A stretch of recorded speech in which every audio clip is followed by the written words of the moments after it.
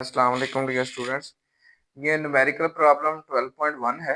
इसमें बताया गया कि दो आइडेंटिकल ऑब्जेक्ट्स हैं, उनका मास भी सेम है और उनके ऊपर जो चार्ज है वो भी सेम है और वो आपके पास 10 सेंटीमीटर अपार्ट है, यानी इनका एक दूसरे से जो डिस्टेंस है वो 10 सेंटीमीटर है।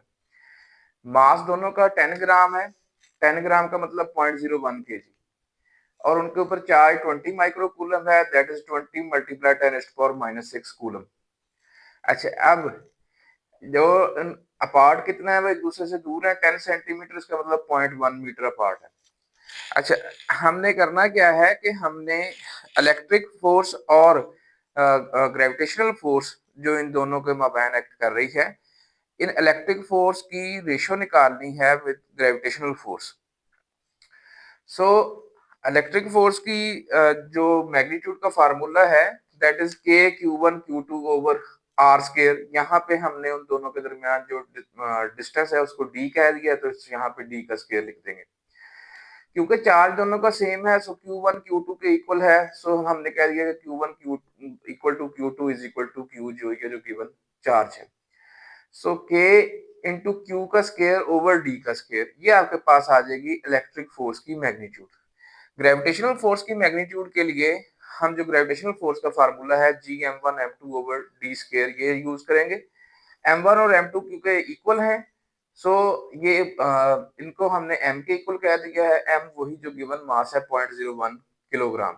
सो हम यहाँ पे m1 को जब m2 के इक्वल रखेंगे, यहाँ पे आ जाएगा g इंटू m का स्केयर ओवर ये d स्केयर। अच्छा, क्योंकि आपने इनका इनका कंपैरिजन करना था इलेक्ट्रिक फोर्स का और आपके पास जो ग्रेविटेशनल फोर्स है, सो हमने इसका मतलब है कि रेशो निकालनी है electric force to the gravitational force.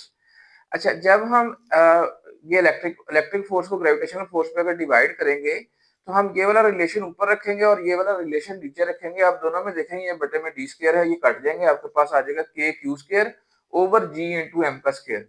इसमें सिर्फ वैल्यूज ही पुट करनी है। ये के आपके पास इलेक्ट्रिक कांस्टेंट है 9×10⁹ न्यूटन मीटर स्क्वायर पर कूलम स्क्वायर और ये क्यू की वैल्यू है 20 माइक्रो कूलम 20 इंटू 10⁻⁶ कूलम, इसका स्क्वायर आएगा ओवर ये यूनिवर्सल ग्रेविटेशनल कांस्टेंट है 6.67 10⁻11 न्यूटन मीटर स्क्वायर पर केजी स्क्वायर और इनटू ये आपके पास जो मास है, ठीक है, जो कि आइडेंटिकल मास है, दोनों का सेम है, वो 10 ग्राम, उसको हमने 0.01 केजी स्टैंडर्ड में कन्वर्ट किया था।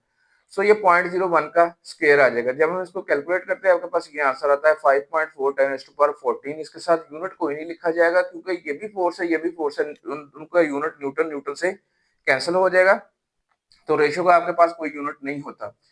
सो ये जो आपके पास आंसर है वो हमें ये बता रहा है कि ये जो इलेक्ट्रिक फोर्स है ये ग्रेविटेशनल फोर्स के मुकाबले में बहुत यानी स्ट्रॉन्ग फोर्स है। वैसे तो दोनों ये वीक फोर्सेस हैं, लेकिन जो इलेक्ट्रिक फोर्स है ये ग्रेविटेशनल फोर्स के मुकाबले में एक स्ट्रॉन्ग फोर्स है। Hopefully answer the question. फिर मिलते हैं नेक्स्ट न्यूमेरिकल प्रॉब्लम के साथ।